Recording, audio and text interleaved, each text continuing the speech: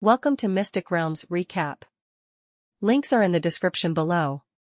Please show some love of the author and me. On to the show. You did well, Lux, Randolph said as he looked at the corpse of the red-eyed terror mantis that was strewn across the ground of his warehouse. Can you tell me the current situation in the Figaro Gardens? Lux nodded his head and explained how the battle of mosquitoes and the insects played out. He also told him about how they interfered with the battle and how he backstabbed the mosquitoes when they least expected it. Randolph listened as he rubbed his beard. After Lux finished his tale, the dwarf sighed before he patted his disciple's back. "You're one goddamn backstabber." Randolph chuckled. "Are you going back to the Figaro Gardens?" Lux nodded. "The night is still young and there are still many corpses to be collected. It will be a waste if I leave them behind." Randolph understood that Lux was right. Even so, he was concerned about his safety, so he reminded him to not do anything reckless, and just let his skeletons do the fighting. After bidding his master goodbye, Lux once again slipped into the Figaro Gardens and headed towards the location of the ant nest. However, along the way, he heard the buzzing sounds of mosquitoes, so he hurriedly took cover in order to hide from them. Diablo and the rest were with him, so he wasn't too worried about his safety. His only concern was that the number of the mosquitoes would be too much for him and his small team to handle. All the skeletons each held a torch in their right hand, which served as a distraction that prevented the mosquitoes from sensing Lux's warm blood.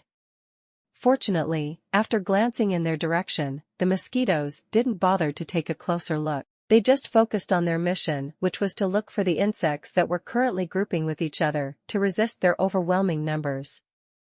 Even after the mosquitoes had left the scene, Lux didn't move from where he was hiding.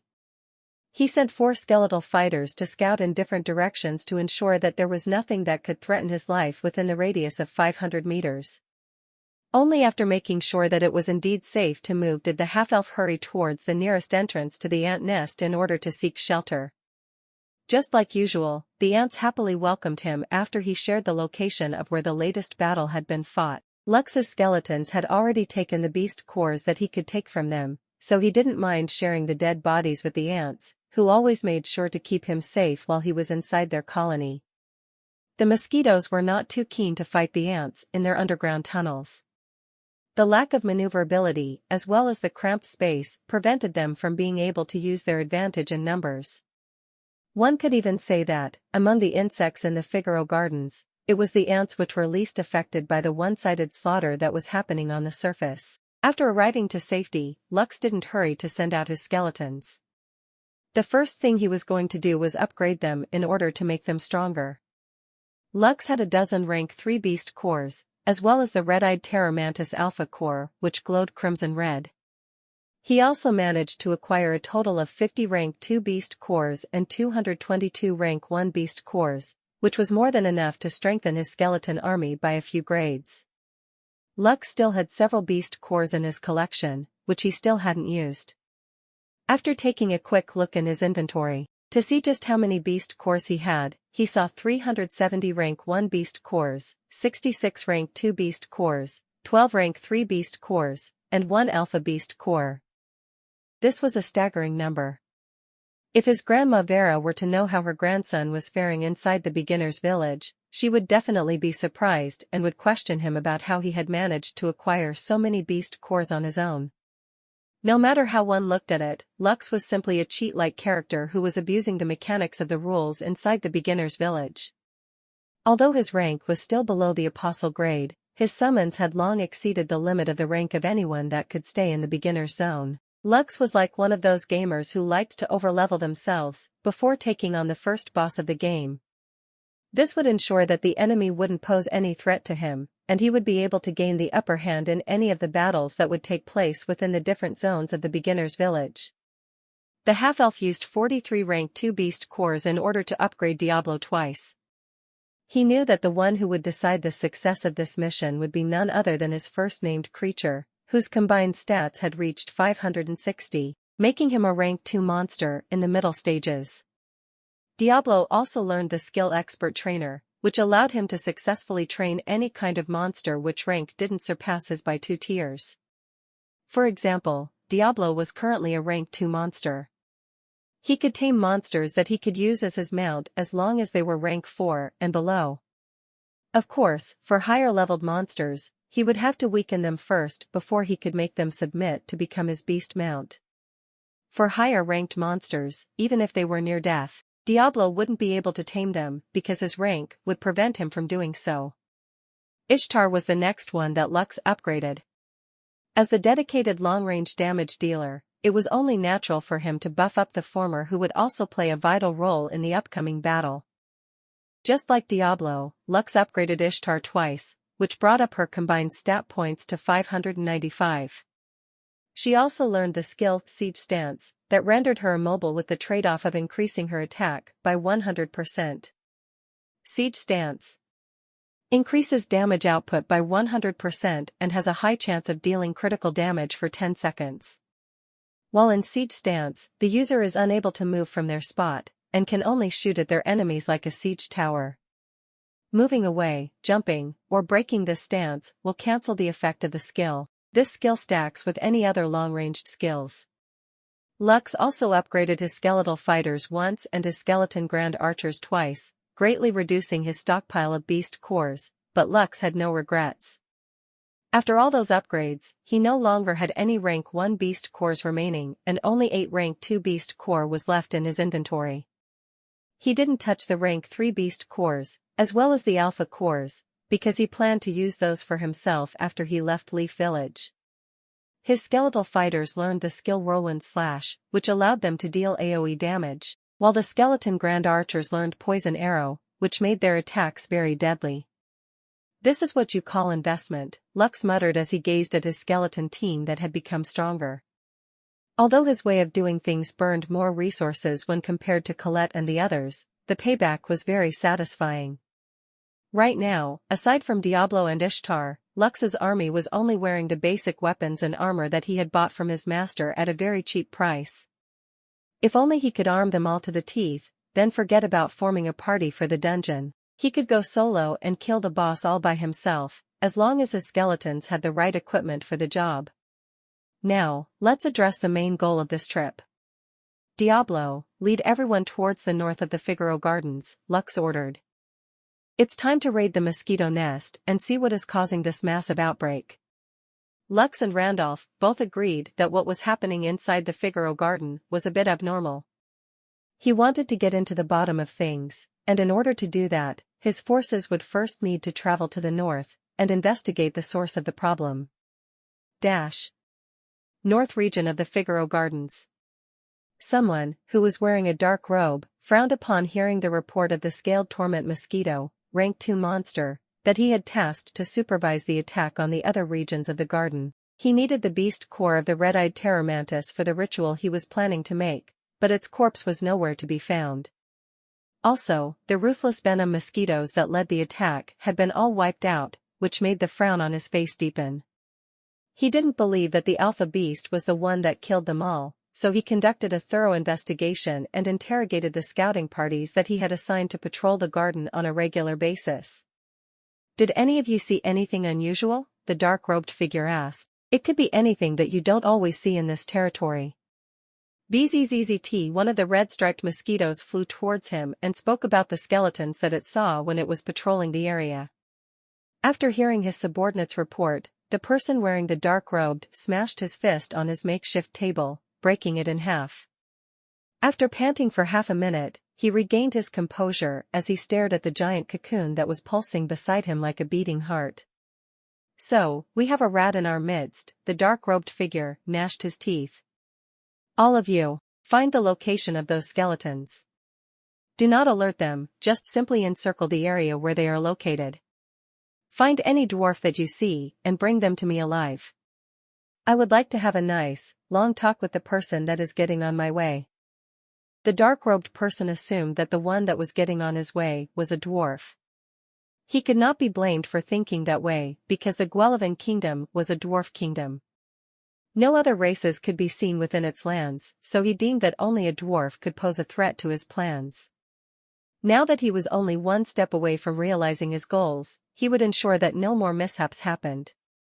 Although losing the beast core of the alpha beast was troublesome, he had other substitutes that he could use in order to take its place. However, what concerned him was the identity of his enemy. Right now, he was increasing the pace of his experiment because he had heard that the riders of Noria had just dealt with the kobold bandits that were terrorizing the lands. He thought that he still had a few more days before his experiment was complete, but it seemed that fate had other plans for him. Since that was the case, he had no choice but to find the perpetrator and offer their blood to the new breed of monster that would make him and his organization the overlords, an organization that wished to control the dwarf kingdom of Guellivan from the shadows. In the middle of the night, the intense buzzing sounds of insect wings spread across the Figaro gardens. Diablo, Ishtar, and the other skeletons were sneakily moving towards the north using the darkness as cover. The mosquitoes weren't able to detect them because their bodies didn't give off any heat, making them practically invisible in the former's eyes. As the elite skeleton party neared their destination, they noticed that the monster nest was mostly empty. The robed man had ordered the mosquitoes to look for the traces of the skeletons and capture their summoner. Fortunately, Diablo and his team had been using plenty of the underground tunnels the ants had made to reach the northern regions, which allowed them to bypass the mosquitoes that were looking for them. Diablo gazed at Ishtar and the latter nodded her head. She then knocked an arrow on her bow and took aim. The skeleton grand archers followed her lead and also prepared to shoot, only waiting for her signal to attack. A few seconds later, a shower of arrows killed the red-striped mosquitoes that were loitering around the entrance of the monster nest. Since they were common monsters, they instantly died from the surprise attack that Ishtar and her archers had unleashed. After making sure that no other monsters were in sight, the group hurriedly entered the nest. Lux, who was watching everything through the eyes of Diablo, frowned. He thought that he and the skeletons would be fighting their way through vast swarms of mosquitoes, but after arriving at their destination, the mosquitoes were nowhere to be found. The half-elf wasn't aware that the majority of them were currently sweeping the Figaro garden in search of Diablo and him. As the skeletons traveled deeper inside the nest, they arrived in what seemed to be a spacious cavern, where a 4-meter-tall glowing cocoon lay at its center. Beside it was the robed person who was busy chanting incantations, as if reinforcing the cocoon and strengthening whatever was inside it. Before Lux could even assess what was going on, a notification sounded and a series of text materialized in front of him. Birth of an abomination. Mission rating, S. An unknown organization is conducting an experiment within the beginner's area of the Guellivan kingdom. Their goal is to create a monster that could potentially make them the overlords of the dwarf kingdom to overturn the rule of the royal family. Their plans are still in the initial stages, and it is up to you to stop them. Quest objective: kill the abomination. No matter what happens, the creature must be killed at all cost. Gather information about the unknown organization and pass it to the Knights of Noria. Quest duration, 1 hour. Quest will automatically fail if you fail to subjugate the abomination within the allotted time. Rewards: 100 free stat points, 100 skill points, 100 body constitution points, 500 Elysium gold coins, 500 Riders of Noria reputation points, 100 Kingdom reputation points, exclusive to Kingdom of Guellivan, 2000 Leaf Village reputation points. A rank S mission? Lux gasped internally after reading the information that had suddenly flashed in front of him. And I only have 1 hour to accomplish it? After staying inside the Leaf Village for a few months, he found that there was not a single rank S mission available for people in the beginner zone. The highest mission available was the subjugation of the field boss, Forest Wolf King, but even that was only a rank A mission. What did that mean? It meant that this mission was harder than subjugating a field boss. It also meant that an elite party of apostles was needed to finish such a task. Fortunately, I upgraded Diablo, Ishtar, and my other skeleton summons, Lux thought as he observed the robed person through Diablo's eyes. Perhaps they will be able to finish this mission, if things play out right. Right now, the robed person still hadn't discovered that he was no longer alone inside the cavern. Lux assumed that the identity of the figure was a male dwarf, whose rank was unknown to him. We have the element of surprise in our side, Lux mused as he used Diablo's eyes to look at the cocoon that was pulsing like a human heart. I bet he didn't expect that someone would venture deep inside this nest and discover his sinister plans.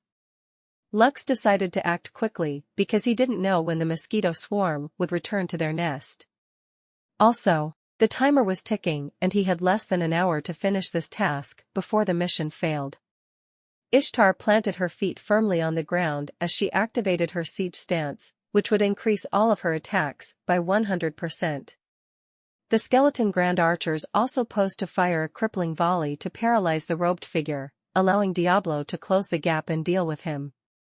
Diablo and the skeleton fighters took a charging position in preparation for their united assault. After everyone had taken their position, Lux gave the order and Ishtar's piercing arrow flew towards the robed figure. At the same time the crippling volley was activated. As the whistling of the arrow echoed within the cavern, the robed figure moved his body to the side, barely evading the arrow that grazed the side of his cheek. Ishtar had aimed for his head in order to deal a lethal blow, but her opponent was a veteran that had fought in the battlefield before joining the secret organization. The moment he heard the whistling wind, his body had unconsciously moved to the side, allowing him to barely escape Ishtar's deadly attack. When the rain of arrows, that were imbued with paralyzing effects, rained down on him, the dwarf raised a staff and created a barrier that repelled the attacks that were meant to incapacitate him.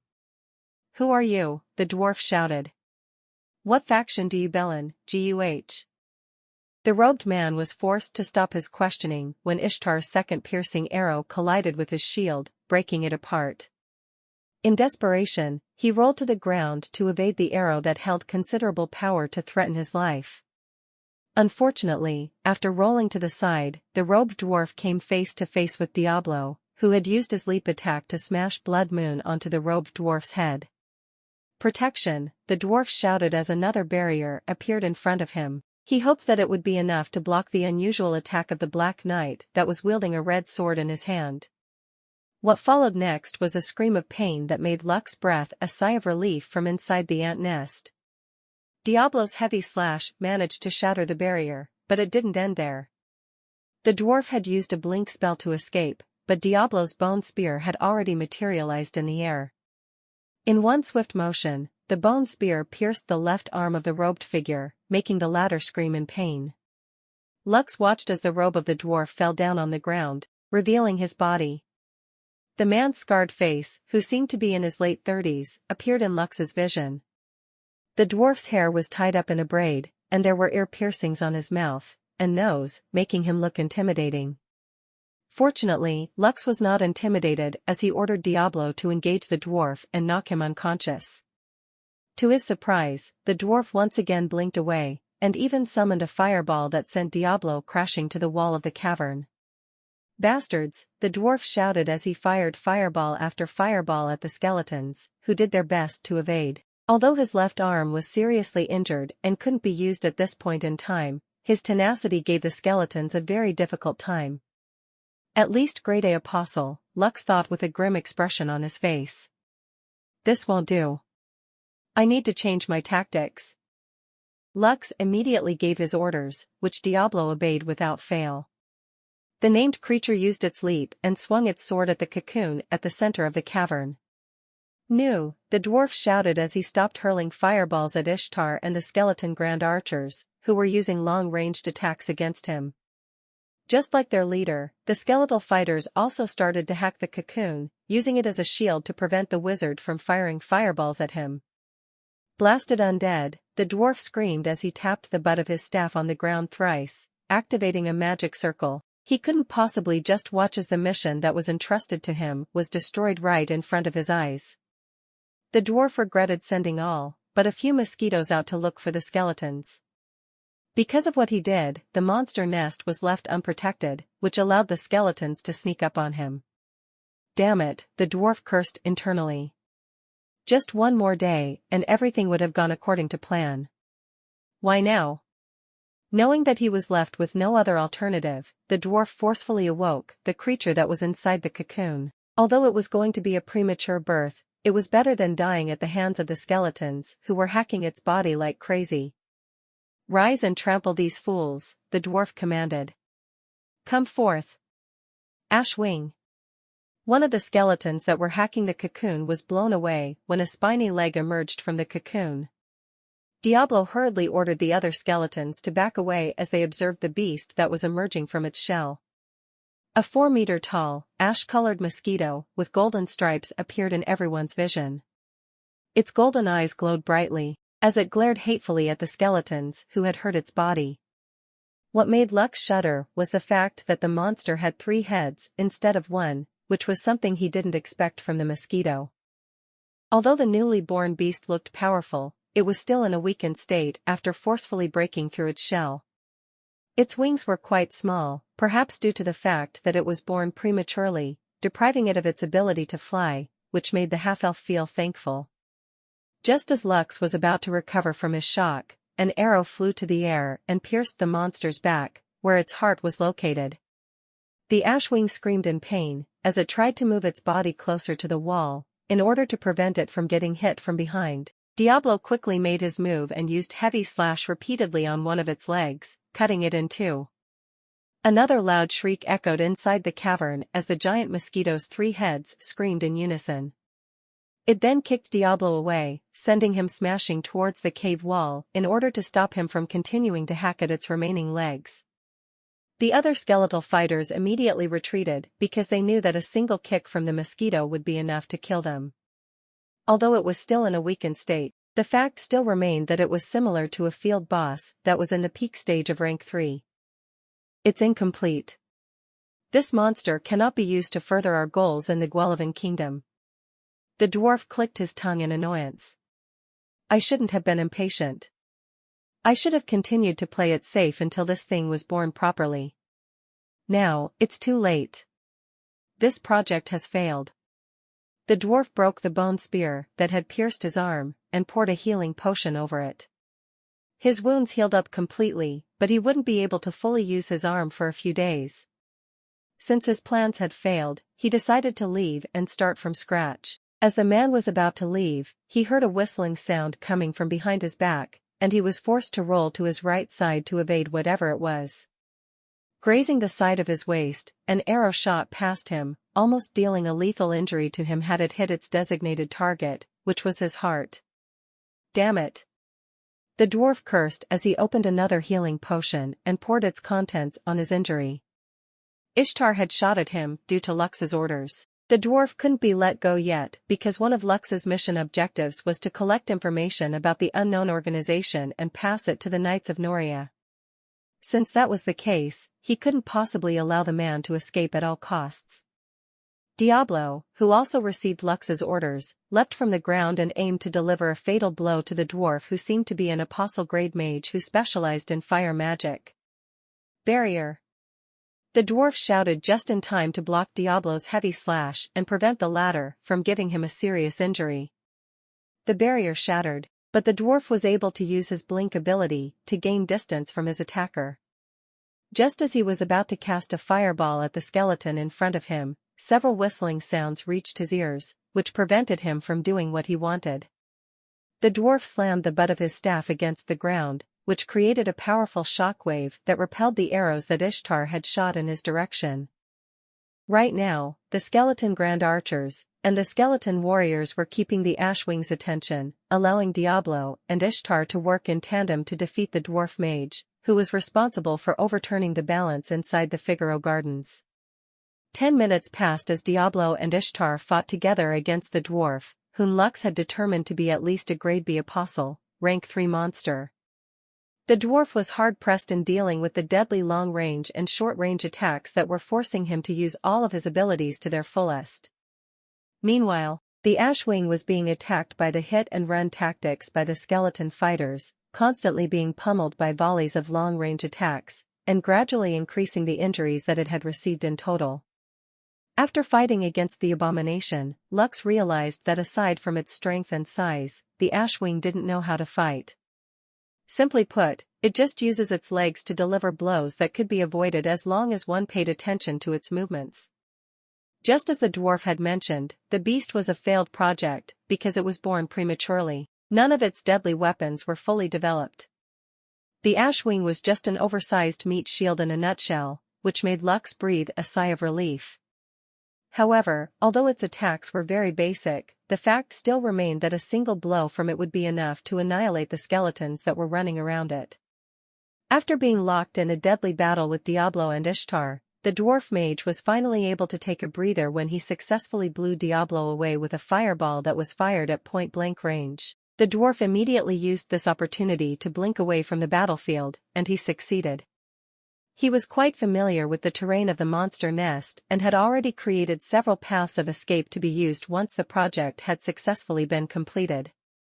His clothes were drenched in blood because the battle had truly been intense. Even so, he just kept on running while pouring health potions over his body. Every time the duration of the skill, blink, became available, he would blink away again. This caused his mana to drop at a rapid rate, but he didn't care. Right now, his priority was to escape the Figaro garden and report his findings to their organization. Suddenly, something unexpected happened. Right after he blinked to a location, the ground underneath his feet exploded. The dwarf found his left arm being pierced through by a sword, which made him scream in pain. Lux was riding on top of a silver ant, and he used the momentum of its charge to impale the dwarf, who was the ringleader of everything. However, his attack was not over yet. Mana drain! Lux shouted as he grabbed hold of the dwarf's left arm, which he had pierced with his sword. Mana drain was a ranged spell that absorbed 2% of the target's maximum mana for 5 seconds. Lux knew that his current stats were not strong enough to fight against the enemy, so he decided to use the only thing that he could do, and that was to prevent him from using magic. The dwarf panicked as he felt his remaining mana be taken away from him. As a mage, all of his attacks relied on mana. His mana was already dangerously low, and now even that was being taken away from him. "Who are you?" the dwarf screamed in anger as he tried to break free from Lux's firm hold. "Why are you getting in our way?" Lux didn't bother to answer the dwarf's question, as he pulled his sword out of the dwarf's arm so he could stab his enemy's chest. Unfortunately, the dwarf was stronger than him, so the latter managed to kick Lux away the moment he pulled the sword that was piercing his arm out. After escaping from Lux's grasp, the dwarf ran away, only to be pinned down by the silver ant that Lux was using as a mount. The name of the ant was the Speedy Silver Ant and, just as the name suggested, it was the fastest ant in the ant colony. Lux had asked for its help in order to reach the nest as soon as possible, to help his summons deal with the situation.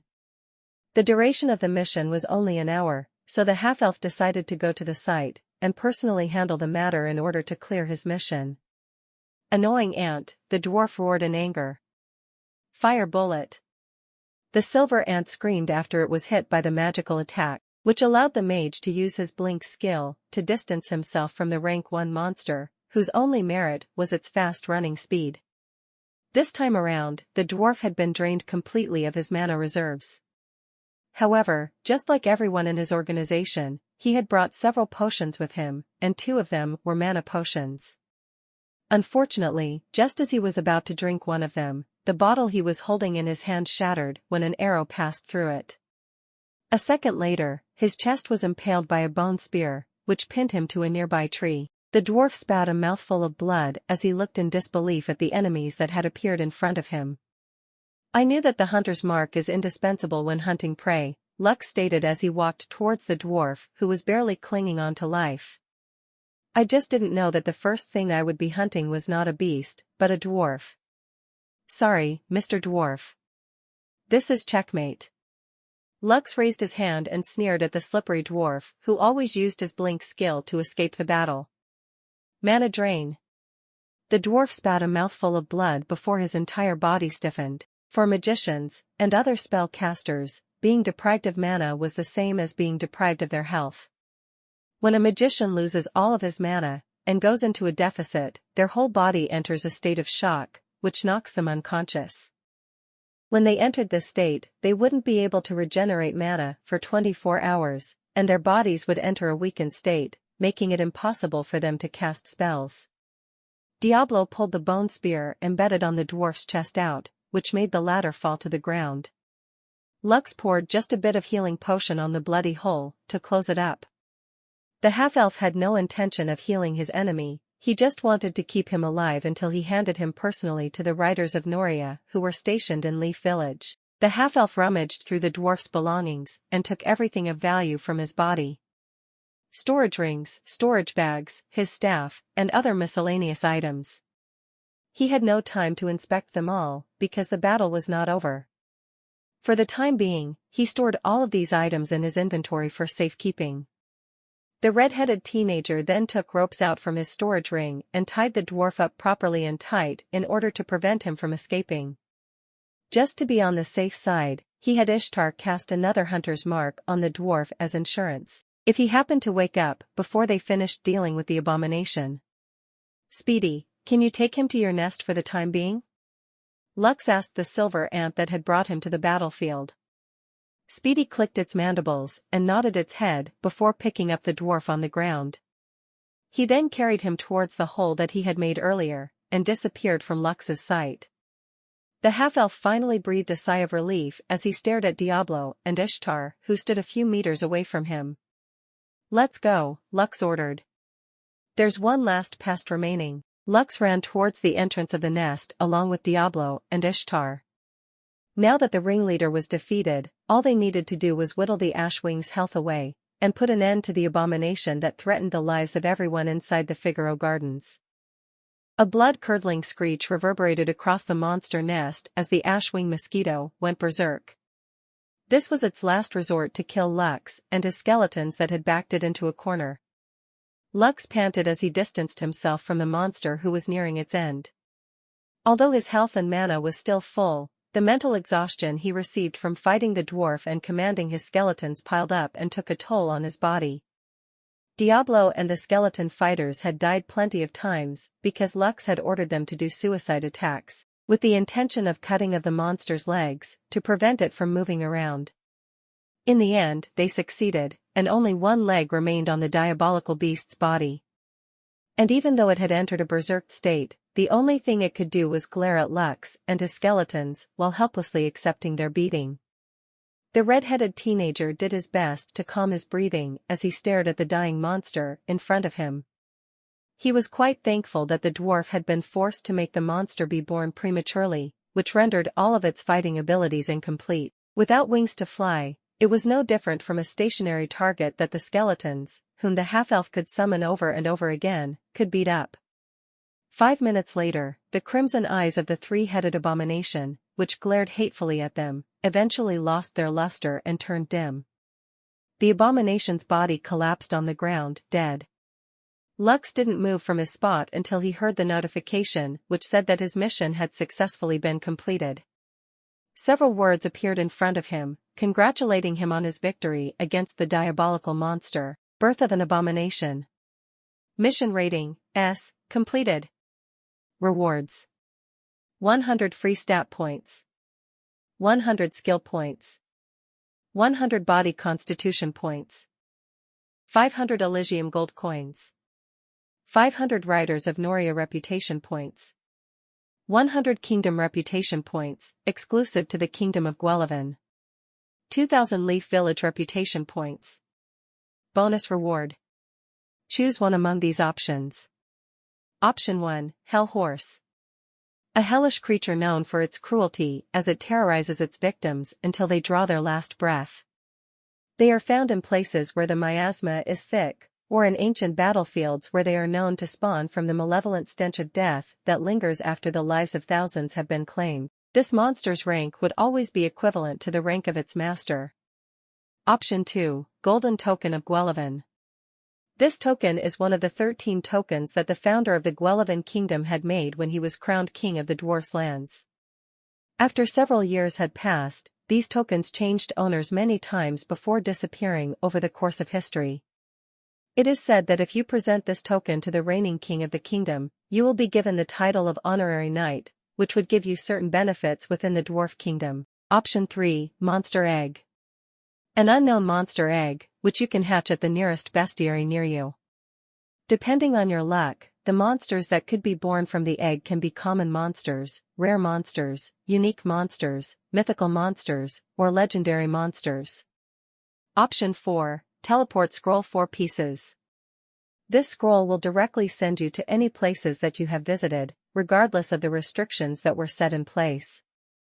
For example, if you have become an apostle or a high ranker and you wish to return to the Leaf Village, using this scroll will allow you to return without suffering any backlash from the restrictions. If you want to bully children, this is the perfect item to satisfy your sadistic desires. Lux whistled after seeing the list of bonus rewards that he could choose from after completing the mission. Although each option was good and picking one of them now was tempting, the half-elf decided to set it aside for now, because he was still not safe from danger. The first thing Lux did was to take the beast core out from the dead monster's body, before storing the body inside his enchanted beast ring, which was capable of storing the corpses of any monster regardless of their size. After safely storing his prize, Lux hurriedly ran towards the hole that his friend, Speedy, had made. Surprisingly, the silver ant was still by the time he arrived, as if waiting to carry the half-elf for the return trip back inside their ant nest. Lux didn't hesitate and mounted the silver ant's back, which was almost 1.5 meters tall. Just as Speedy entered the underground tunnel that it had temporarily made along the way, the red-headed teenager heard the buzzing sounds of thousands of wings. The half-elf breathed a sigh of relief at the thought of their very timely escape out of the monster nest. Even though Diablo, Ishtar, and the rest of his skeletons were strong, they were still not a match against the thousands of mosquitoes that had been looking for them for several hours in the Figaro Gardens. Several hours later inside Leaf Village. "Are you sure about this?" the village head of Leaf Village, Sedwin, asked. "Yes," Lux replied. "If not, I wouldn't have asked Master Randolph to call all of you out in the middle of the night." Sedwin's eyes narrowed as he looked down at the tied-up dwarf who was laying on the floor. The elders of the village, as well as Boreas, the captain of the riders of Noria who were stationed in the village, were also present in the scene. All the dwarfs had grim expressions on their faces as they gazed at the unconscious man. "Do you have any other proof?" Boreas asked. "Sedwin has already passed the documents to me, but this can be forged easily. Don't get me wrong. It's not that I'm doubting you. But for something major like this, I need more concrete proof before I can report this to my superior." Lux nodded his head in understanding. "I have proof, but it will not fit this place. Let's go outside." The half-elf didn't wait for the dwarf's reply before leaving the room. Boreas signaled for 2 of his men to watch the unconscious dwarf before following behind Lux. Sedwin, Randolph, and the other elders of the village also followed the red-headed teenager outside the house. They were very curious about what kind of proof Lux would present to them, so that they would be convinced that he was telling them the truth. Only Randolph, who was Lux's blacksmith master, had a smug smile on his face. He had already seen the ash wing, which had given him a fright. He and Lux were confident that after everyone had seen the corpse of the beast, they would understand that Leaf Village had survived a close call due to Lux's intervention. "Dear goddess," Sedwin muttered as he stared at the 3-headed abomination whose body Lux had summoned behind the village chief's residence. This was the first time Sedwin had seen such a creature in his life, and he was sure that this was not a natural-born monster. The only explanation for its existence was that it was artificially bred from an experiment which forced it to mutate and turn into the horrific creature they were looking at. Boreas circled the beast and appraised its entire body. After inspecting it for a few minutes, he glanced at Lux as he gave his verdict. "Rank 3 alpha beast," Boreas declared. "How did you kill it?" With a glance, the captain of the riders of Noria, who was often stationed in Leaf Village, could tell that if the creature stood on its legs, it would be 4 meters tall at the bare minimum. Just thinking about a mosquito with a size as big as this was enough to make everyone's hearts tremble. "Take a good look at its wings," Lux replied. He had already prepared a story about his confrontation with the monster, in order to make it sound that he just got lucky with the encounter. "As you can see, its wings were undeveloped, so it was incapable of flight," Lux explained. "I attacked it while it was still inside its cocoon, so it was helpless under my assault. I hacked it over and over until it died. After that, I hurriedly left the scene and returned here to the village. Boreas frowned. As someone who had fought powerful monsters in the past, this was not his first time seeing such a high-tiered creature. What concerned him was that Lux wasn't strong enough to defeat this monster on his own. He had been there when the half-elf had been carried to the makeshift infirmary site that the dwarves of Leaf Village had made after the monster outbreak of the undead army. Back then, Lux was unable to defeat even a rank 1 monster. The abomination in front of him was an alpha beast, which Boreas assumed to be at least a rank 3 monster. In simpler terms, it was extremely powerful. Even though he believed that Lux was just lucky and killed the beast while it was inside its cocoon, that couldn't explain how he managed to capture the dwarf mage that was inside the monster nest as well. Only a fool would dare to raid a monster nest alone, because anyone would know that doing so was suicide. Boreas decided to just wait until he had time to talk with the commander of Noria, who was currently in their stronghold.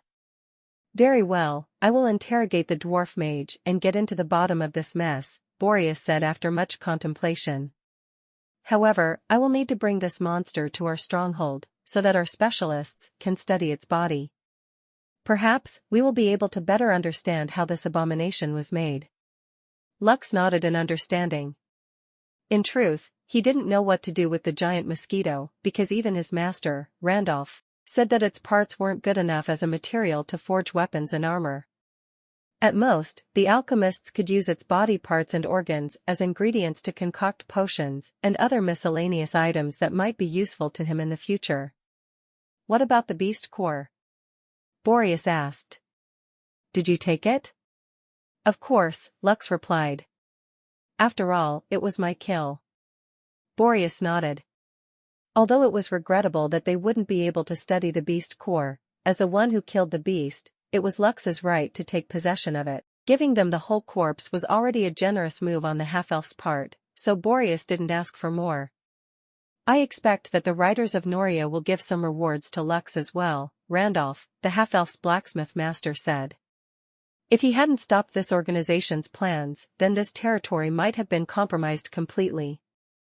Tell that to your commander as well. Boreas sighed and reluctantly nodded his head.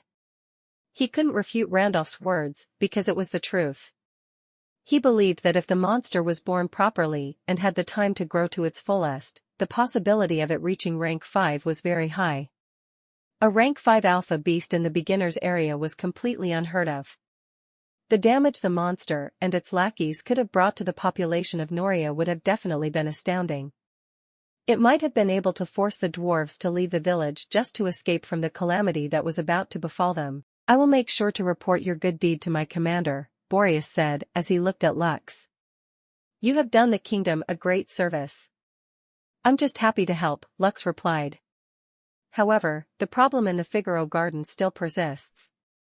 If possible, the riders of Noria should still perform an extermination to ensure that such a beast can't be born again. Understood. I will request for more reinforcements from our stronghold. Boreas promised. I'll be taking my leave so we can make the necessary preparations. After saying his parting words, Boreas gave a brief nod to Sedwin before heading to the makeshift barracks where his subordinates were staying. This was an important event, and the sooner he reported it to his commander, the sooner it would be taken care of. Lux sighed in relief, because Boreas didn't ask him anything else. Right now, the only thing he wanted was to go back to his room in the inn and get some rest. The battle in the Figaro Garden had drained him physically and mentally. Seeing his exhausted expression, Sedwin announced that the meeting was adjourned and once again thanked Lux for the meritorious service that he had made to their village. Because of this, he decided to reward the other party at a later day, after he had discussed this matter in full with the other elders of the village. After bidding his goodbye to Sedwin, the elders, and Lux's master, Randolph, Lux finally got to go back to the inn where he, upon entering the room, collapsed on the bed. He didn't even bother changing his clothes, and simply laid on top of the bed after removing his shoes. He had accomplished his main goal of going to the Figaro Gardens. As for the mosquito swarm, he would just leave the rest of it in the hands of the riders of Noria. As the half-elf slept a dreamless sleep, Sedwin and the elders continued their discussion about Lux's rewards. Randolph made sure that the other elders weren't too stingy with their proposed rewards, which made Grandma Annie, the old lady dwarf who had a close relationship with Lux, smile. She didn't expect that the half-elf, who had appeared in their small village several weeks ago, would become a promising individual that would catch everyone's eyes. If you're enjoying my content, please consider donating a coffee. Or checking out my shirts on TeePublic. Lux scratched his head in confusion as he walked towards the east gate of Leaf Village. After waking up and leaving his room, he realized that there was a sudden change in the way the dwarves of Leaf Village look at him. Ever since he helped them defend Leaf Village during the monster outbreak, the dwarves stopped distancing themselves from him and even treated him civilly during his stay. However, it was different as to how they were being extra friendly now, which made the half-elf wonder if he had woken up on the wrong side of the bed. The tavern owner even gave him 2 additional eggs when he ordered his usual order for breakfast, bacon and eggs. The middle-aged dwarf insisted that it was on the house, and didn't ask Lux to pay for the extra. The people in the tavern would also give him a brief smile whenever he met their gaze, which made Lux wonder if they were pranking him or something. This series of unexpected changes followed the half-elf as he walked towards the east gate to meet with Colette and the others. Everyone was looking at him in a kind and friendly manner, which made him pinch himself several times to ensure that he wasn't still dreaming. "You're finally here, big brother," Colette said as she ran and jumped into Lux's arms, which, as usual, made Maddie shoot daggers using his eyes to the half-elf, who hurriedly opened his arms to catch the lively little cannonball that jumped at him so early in the morning. "Have you been good while I wasn't around?" Lux asked after successfully catching the giggling little dwarf. Colette replied. "Yesterday we defeated a berserked horned rabbit with just the 5 of us." "Wow, that's amazing. Right?" Lux chuckled as he patted Colette's head. A berserked horned rabbit was a rank 2 monster, which could be found near the center of the aspiration plains where the carbuncle resided. He guessed that the Golden Slayer party, headed by Colette, was preparing for their inevitable battle with the carbuncle. The half-elf had assumed that they had already consumed beast cores that were given to them by their parents in order to boost their ranks. Lux had a feeling that the little dwarves, who had accepted him as one of their party members, were nearing the apostle rank. Soon, they will be leaving this place behind, Lux thought with a sigh as he gazed at the dwarves who were looking at him with happy expressions, with the exception of Maddie, who was looking at him with envy and jealousy. "I feel sorry for this henpecked shrimp." Lux chuckled internally as he flashed a smug smile to Maddie, which made the latter give him the middle finger. "How did the fight against the berserked horned rabbit end?" Lux asked. "It took us 15 minutes to defeat it," Colette reported. "It was very fast and very strong. According to the information we gathered, the carbuncle is always accompanied by 2 of them. This is the reason we decided to familiarize ourselves with its attack patterns." "That is a very good plan," Lux nodded in agreement. "Knowing the fight patterns of the monsters you would be fighting against would greatly increase the probability of defeating them." This was especially true for strong monsters like the carbuncle, which was the aspiration plane's alpha monster. "You better pay attention when we fight the berserked horned rabbit later," Maddie snorted. "That monster is a meter tall and packs a punch. You don't want its horn stuck into your butt, right, big brother?" Maddie's words didn't hide his wish for Lux to suffer from a butt attack from the rank 2 monster who was known for its speed and short temper. "You should worry about yourself," Lux replied. "A mere berserked horned rabbit is no match against me. I even fought against an alpha monster." "Alone?" Colette asked as she looked at Lux with sparkling eyes. Lux shook his head. "No. It was 14 against 1. Colette, Maddie, and the rest of the Golden Slayers party looked at Lux with a weird expression on their faces. While the adorable blonde-haired Colette didn't say anything, Maddie used this opportunity to bring Lux down a peg. "What? 14 against 1? Maddie asked with an amused expression on his face. "Aren't you ashamed, big brother? Even the dwarf parties here in the beginner's zone only fight alpha beasts with up to 7 members. You on the other hand fought them with twice the number?" That's not something to be proud of. Colette and Helen, the two girls of the party, giggled as they looked at Lux's proud expression. What Maddie said was true, and there was no sense of achievement in fighting an alpha beast with twice the number of regular party members. Although there was nothing fundamentally wrong with this strategy, many dwarves looked down on this practice because they would not feel any satisfaction from this. They preferred to fight alpha monsters with a single party, in order to prove that party's overall strength.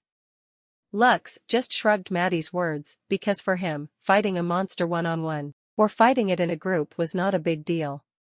Since he was a necromancer, it would be a great waste if he didn't bring his skeletons to fight alongside him. "Where is Robin?" Lux asked. After scanning his party mates, he found out that the boy, whom the riders of Noria had been very keen to rescue, wasn't around. "Robin is handling some family matters, and will be away for some time," Colette replied. "He said that he will return once he is able to, and told us not to wait for him." "Robin comes and goes as he pleases," Helen commented as she walked towards Lux. "He's a free-spirited boy and is only a temporary member of our party." Lux nodded his head in understanding. Until now, he had been wondering about Robin's real identity. For the latter to be treated so highly by the riders of Noria, that could only mean that the dwarf boy was not an ordinary person. "Let's go, big brother." Colette smiled as she held onto Lux's right arm and dragged him towards the gate. "We'll hunt for the carbuncle and try to defeat it. I'm sure that if all of us work together, we will emerge victorious. Oh, before I forget, do you want to marry my big sister? I talked to my father about it when I returned, and he said that he would love to meet you and go fishing with you." The corner of Lux's lips twitched when he heard Colette's innocent words. Deep inside, he knew that Colette's father didn't want to go fishing with him. The half-elf had a feeling that if he really were to meet Colette's father, whichever fishing area it was, the latter would definitely feed him to the fishes if he ever played along with Colette's wishes and asked Colette's sister for her hand in marriage. "Colette, why are you so intent on making me your big sister's fiancé?" Lux asked as they passed through the gate. The little blonde dwarf was humming a tune before she turned her head to look up at Lux.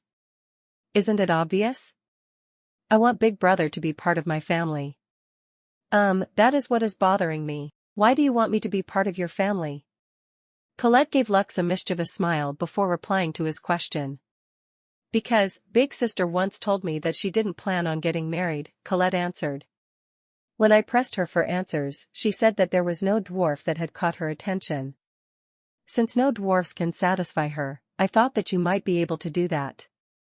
After all, Big Brother is not a dwarf, right?" Lux didn't know if he should laugh or cry at Colette's innocent words. He found the reasoning silly, but coming from Colette, he thought that it was very likely of her to come up with such a conclusion. "I'm sure that your sister just said that she didn't plan to marry in order to pursue her goals here in Elysium," Lux thought as he walked hand in hand with Colette, who had started to hum a song. For the little girl, her sister was her idol. Her sister was one of the prodigies of their country, and she was simply perfect. Many noble families in Solais and Elysium had tried to play matchmaker in order to form a strong connection with her, but all of them were politely rejected by her. Aina, who was Colette's older sister, had a grand goal in life and, for that to happen, she had to expand her influence in Elysium to simultaneously build the foundation of her dream. Colette was not aware of her sister's circumstance, so she was doing her best to play matchmaker for Lux and Aina. After being rescued by Lux in the kobold's nest, her respect and admiration for the half-elf had grown in leaps and bounds. Colette wasn't aware that the more she talked about Lux to the members of her family, the more her father wished that he could go to the beginner zone and hack Lux to pieces. Fortunately, he couldn't do that because of the rules that bound the world of Elysium. As the dwarves and the half-elf headed towards the center of the aspiration plains, a purple-skinned menace with red eyes and a red jewel on its head opened its eyes. It let out a soft cry, and 4 berserked horned rabbits ran to its side. It was now time for it to hunt, and everyone in the aspiration plains was its prey, ready for the taking. As they traveled towards their destination, Lux pondered which among the 4 options that he obtained from his bonus reward was the most ideal choice. He must choose the one that would give him the most benefits. Hell Horse. Golden Token of Guelevin. Monster Egg. Teleport Scroll 4 PCS. In truth, if he wanted an immediate upgrade, the Hell Horse was the most ideal option. Not only would it allow Diablo's Skeleton Rider class to show its full potential, the mount would also grow along with its rider. For example, if someday, Diablo became a high ranker, the Hell Horse would also become a high ranker. Lux would automatically have two powerful creatures under his command. The Golden Token of Guelevin might have useful functions, but it was only effective within the Dwarven Kingdom. The egg was either a hit or miss. Lux might gain a decent monster or an extremely good monster after hatching. Unfortunately, the half-elf didn't trust his luck too much, and he wasn't confident enough to choose the egg and hatch it. As for the teleport scroll, Lux believed that it would be extremely useful in the future after he left the beginner's village. It could be used as a life-saving item if he had to escape from a dangerous situation. The teleport scroll had different functions depending on the situation, which made it a very valuable item to possess. Fortunately, choosing a reward doesn't have a time limit, Lux thought. For the time being, I'll keep it on hold and decide when something unexpected happens. I don't need to hurry. Lux knew that his current strength was enough to deal with anything in the Leaf Village, as long as he didn't do anything stupid like challenge the field boss, which was the Forest Wolf King. The half-elf glanced at the dwarves, who were seated with him, in the horse wagon, which they had rented back at the village. In the front, Maddie was tasked to be the coachman, while the rest were assigned to scan the surroundings. The children were being extra alert because of what happened with the kobolds during their escort mission.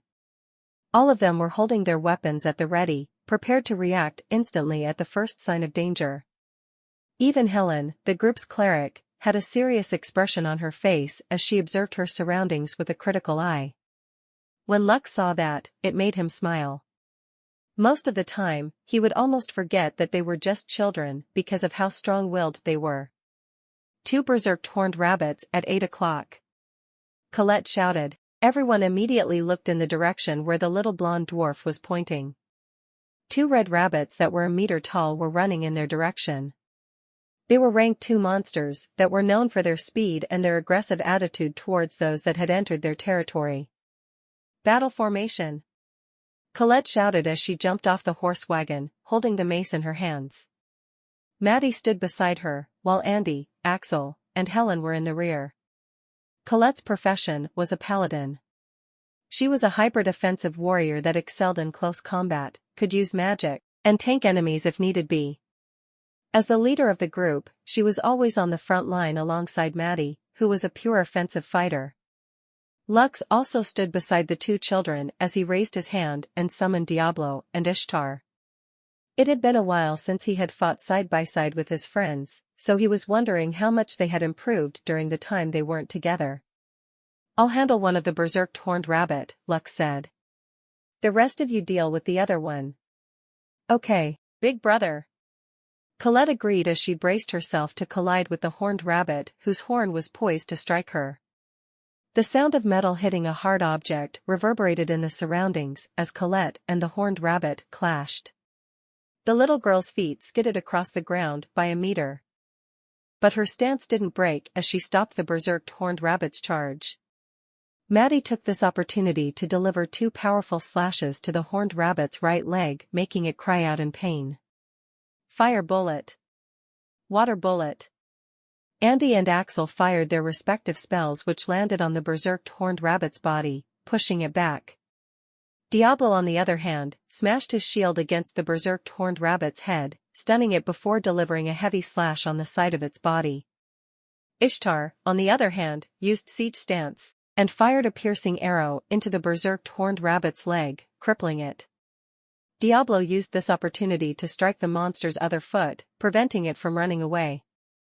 The horned rabbit's main weapons were its powerful legs as well as the horn on its head, both which were often used to attack its enemies with a charging attack. As long as its legs were immobilized, it would effectively lose more than 70% of its combat abilities. Diablo was no longer ignorant of the ways of battle after he had fought in the undead outbreak, then against the kobolds, the mosquitoes, and the dwarf mage, which they had recently defeated. As a named creature, its intelligence was quite high. With each battle it fought, its tactical ability grew more and more. Diablo and Ishtar worked together in order to kill the incapacitated monster, which they did with relative ease. Lux didn't do anything and simply stood still, while he observed the battle of his friends.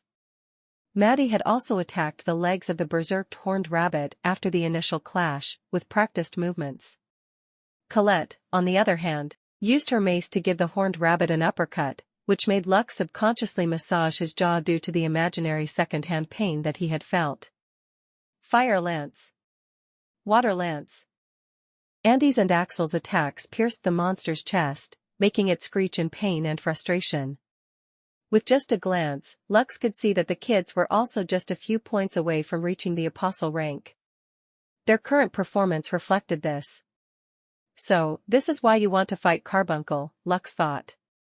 You guys are about to graduate, and are planning to fight against the alpha monsters of the beginner's village as proof of your strength and courage. Lux felt a little sad at the knowledge that his friends would be leaving Leaf Village soon. The half-elf guessed that due to the kobold incident, the parents of his friends decided to give them beast cores, in order to help them break through to the apostle rank. Ah, if I remember correctly, Colette's big sister is also an apostle, Lux mused. Maybe Colette's parents want her to babysit her little sister and keep her safe. Although he felt a little sad knowing that the children were preparing for their graduation in the beginner's village, he was also very happy for them.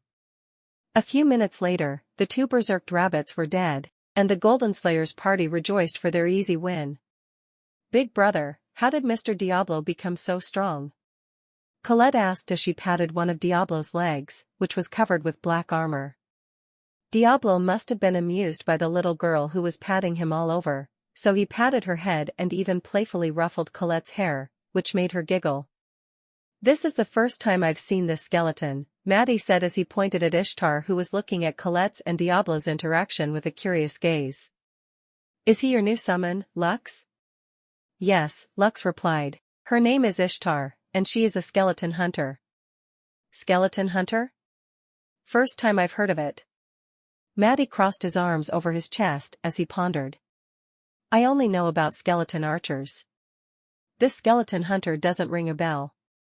Andy and Axel used their own enchanted beast rings to store the corpse of the two monsters, which they would bring back to Leaf Village to sell after they finished their goal in coming to the Aspiration Plains. You can think of her as a more powerful version of a skeleton archer, Lux explained. He was about to say more when he suddenly heard a screech coming from behind them. A 2-meter-tall, purple monster with a red jewel on its forehead charged in their direction. Lux's expression turned grim when he saw that the monster wasn't alone. Running alongside it were 4 berserked horned rabbit, whose red eyes glowed with fury. Everyone brace yourselves. Colette shouted as she stood in front of her party members. That is a mutated carbuncle. It's stronger than the normal carbuncle, and its strength is equivalent to a peak rank 3 alpha monster. Lux frowned because this was the first time he heard the term mutated, and it made him wonder if there was something special about this monster that was now headed in their direction. The red jewel on the mutated carbuncle's head glowed brightly, signifying its increase in movement speed as well as the increase in speed of the berserked horned rabbits with it. Lux already knew that the carbuncle was more of a support-type monster, rather than an offensive one. Just like the berserked horned rabbits, the carbuncle was only supposed to be a meter tall. However, the one that they were facing right now was at least 2 meters tall, which was why Colette called it a mutated monster.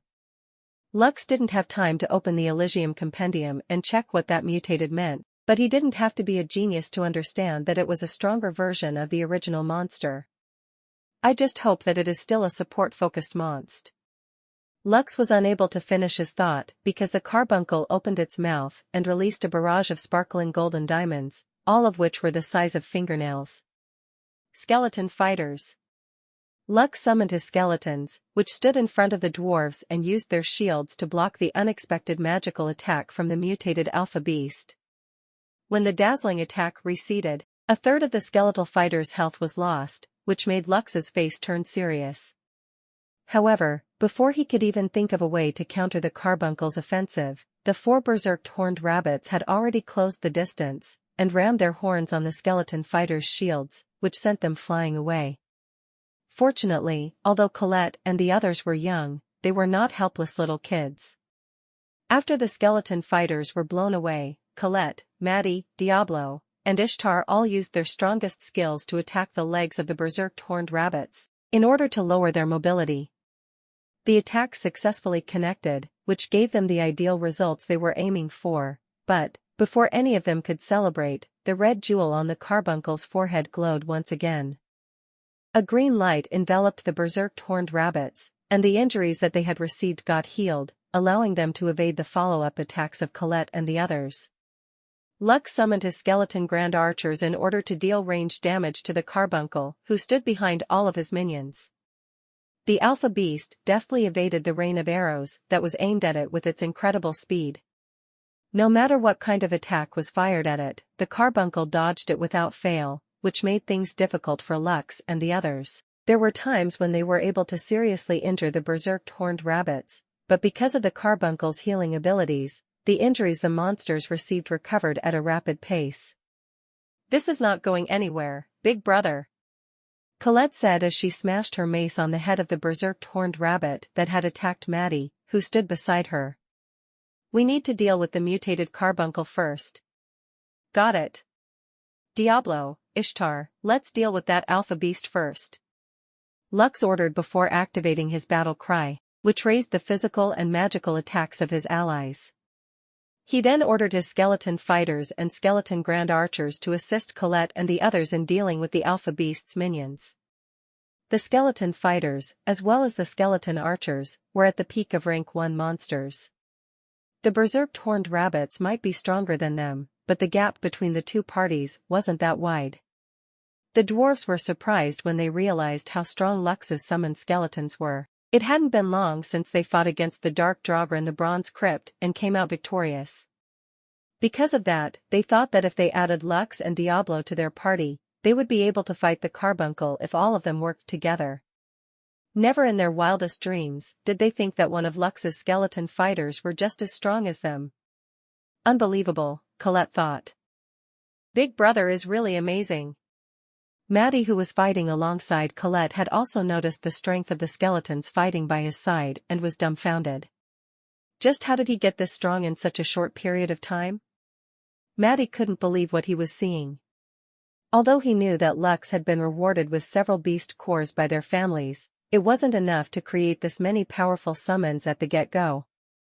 Without the help of the carbuncle, the berserked horned rabbits were slowly losing their ground in the head-on confrontation. "I feel more powerful." Axel gasped when the effects of the battle cry affected him. Axel nodded as he fired spell after spell at the berserked horned rabbit that was being pinned down by Lux's skeleton fighters. "We can win this." Helen chanted as she cast her own support spells to help her teammates become stronger. The battle was quite intense, with neither side wanting to back down.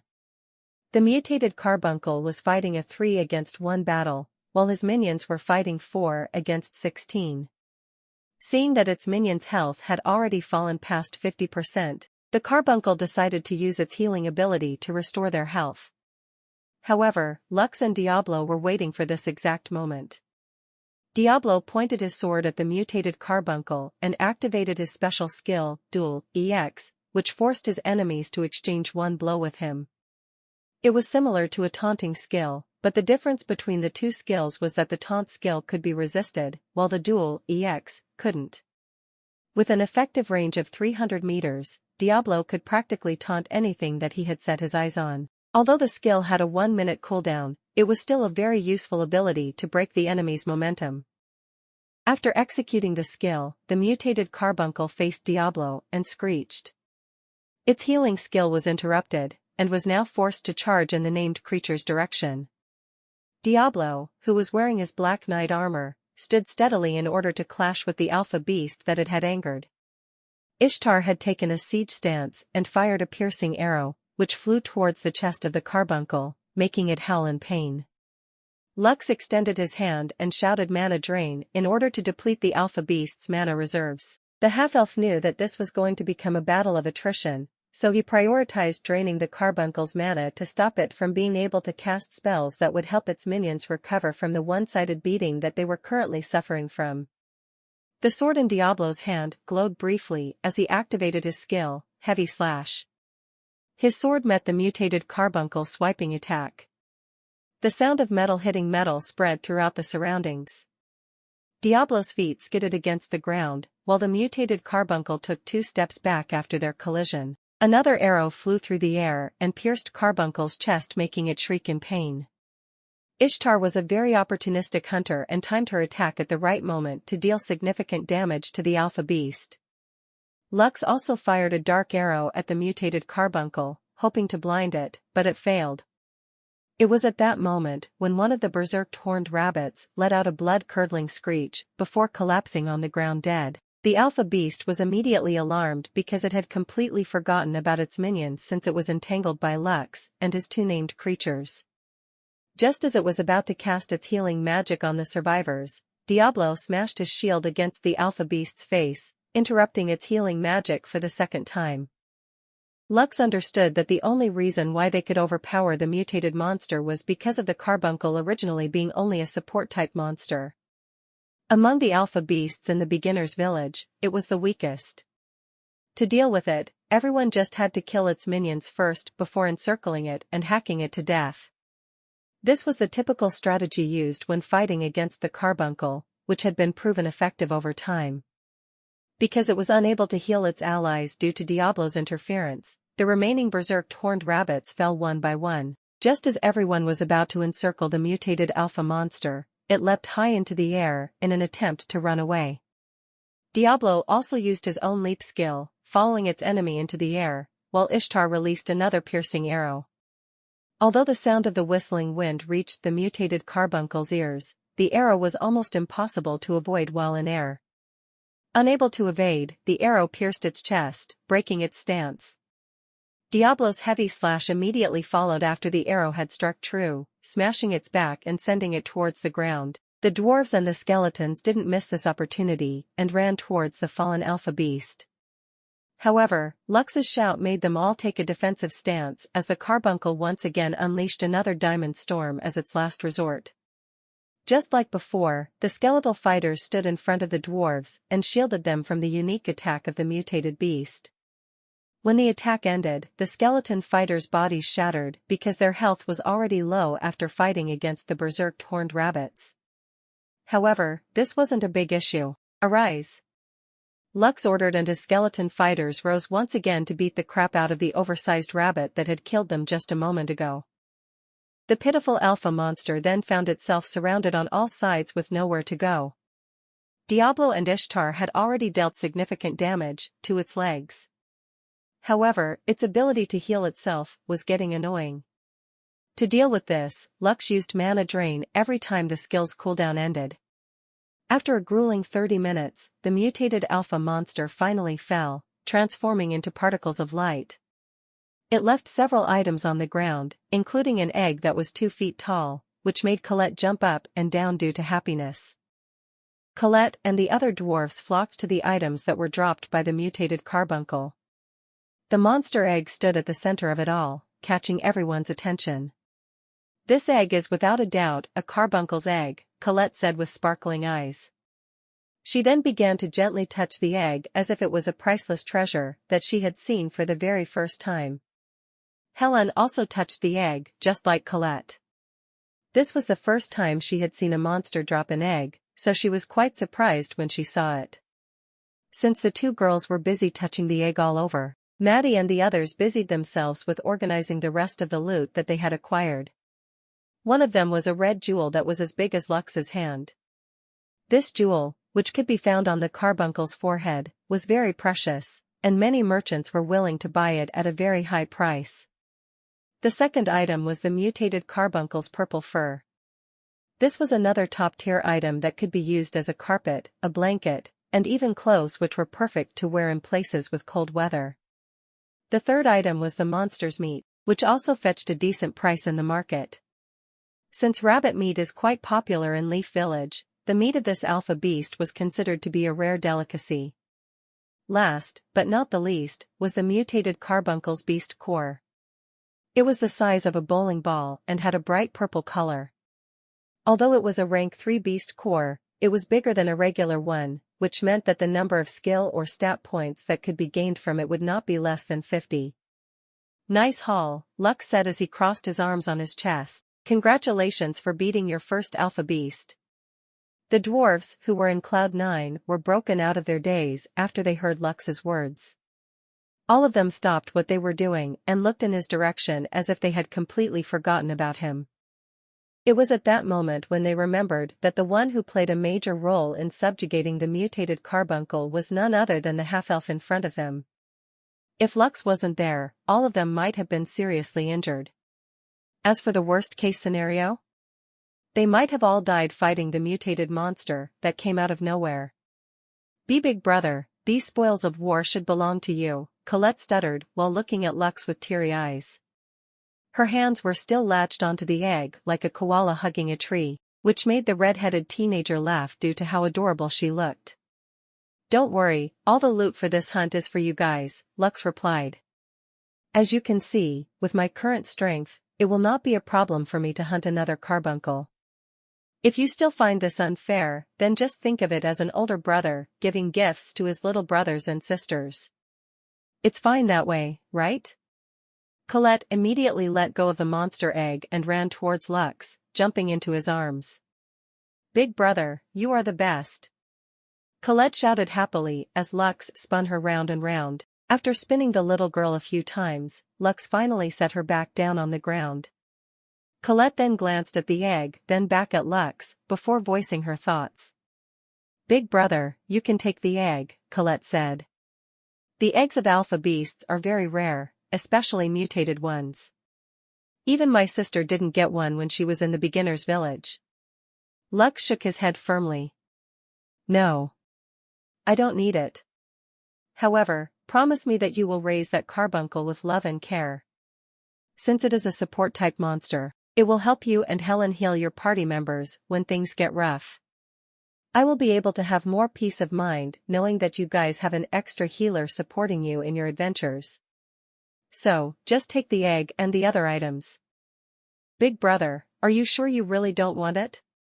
Colette asked with a serious expression on her face. I'm sure. Just keep everything for yourselves. Lux smiled as he glanced at the rewards that he had obtained from killing the mutated carbuncle in his soul book. Special quest. Encounter with a mutated monster. Mission rating, B status, completed. Quest objective. Kill the mutated carbuncle. Rewards. 50 free stat points. 50 skill points. 50 body constitution points. Mutated carbuncle's jewel.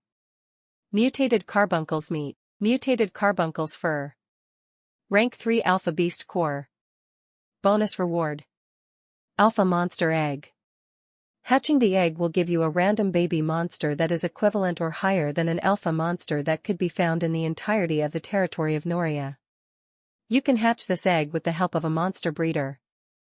The reason why Lux didn't want to fight the children with the distribution of the loot was due to the fact that he had already acquired a set of items on his own. Since that was the case, asking for more would be too greedy of him. Besides, he really liked Colette and the others. He thought that it would be best to just let the kids enjoy their first attempt at challenging an alpha monster as a team. Since the egg wasn't an item that could be stored inside the enchanted beast ring, Lux and the others carefully placed it inside the carriage. Maddie was assigned to put the egg on his lap to ensure that the bumps on the road wouldn't break it. Everyone was in a good mood as they returned to Leaf Village. The distribution of the loots was done as follows. Colette would take the monster egg because she was the leader of the group. The boys decided to give the monster fur to Helen as compensation. Maddie, Andy, and Axel, on the other hand, would sell the carbuncle's jewel and share the profits that they would gain from it. Since Lux didn't get anything, Colette decided to scribble something on a piece of paper and handed it to Lux. The half-elf couldn't help but chuckle after reading its contents, which made Colette's face turn beet red due to embarrassment. 1 shoulder massage ticket. That was what was written on the piece of paper that Colette gave Lux, which made Maddie extremely envious. If possible, he would give Lux his share of the gold coins they would receive for selling the carbuncle's jewel in exchange for the shoulder massage ticket in his hand. Naturally, he couldn't voice this out loud, so he had no choice but to glare at the half-elf who acquired a very precious ticket that he would fight to get. As soon as their merry little band entered Leaf Village, Lux noticed Boreas, as well as the middle-aged dwarf, Nevriel, who was also Robin's caretaker, standing by one of the sides of the gate. There were other goat riders beside them, which made Lux wonder if they were planning to go on a mission somewhere. However, before their carriage could drive past them, Boreas called out to Lux. "Lux von Kaiser, do you have some time today?" Boreas asked. "There is something very important that we need to talk about.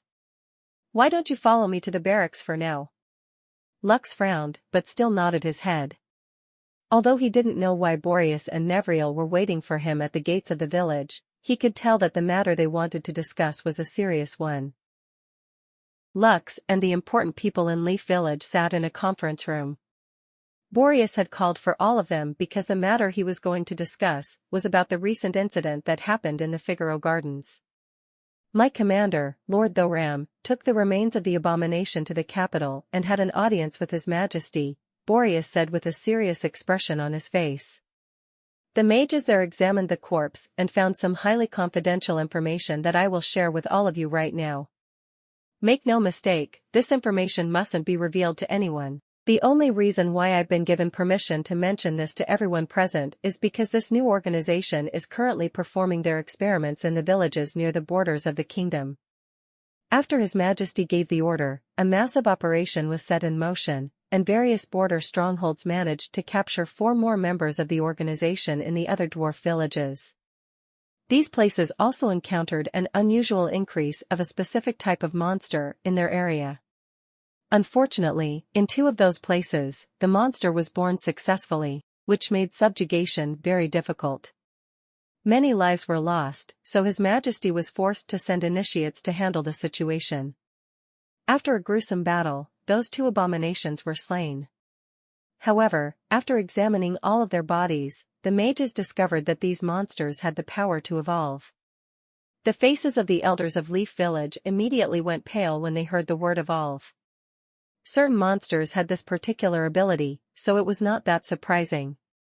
However, creatures that had the strength of field bosses after being born, and still had the power to evolve, was bad news for everyone. If left undiscovered, they could step into a high rank, which was strong enough to wipe out entire villages and towns, whose defenders didn't have the strength to defeat it. Lux von Kaiser, Lord Thoram, and the other commanders of the border guards are very grateful for your contribution in this matter. Boreas gave Lux a brief bow before passing him a wooden box. His Majesty wanted to hold a ceremony for you to become an honorary knight of our kingdom, but his advisors advised against it. Although the kingdom of Guellivan does trade with other races, their presence in our kingdom is very rare. Usually less than 10 people from the other nations are allowed entry to our borders. The advisors said that if you were knighted publicly, it might cause unrest for the people, and would in turn create unnecessary trouble in the future.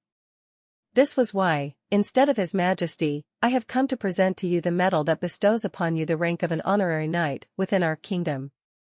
Although you are conferred this title, you will not be awarded with any lands.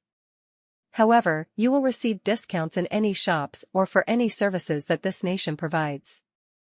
Please, accept His Majesty's well wishes, and know that you are now known to him and he regards you in high esteem. Lux opened the wooden box and saw a golden medal with the insignia of a war axe.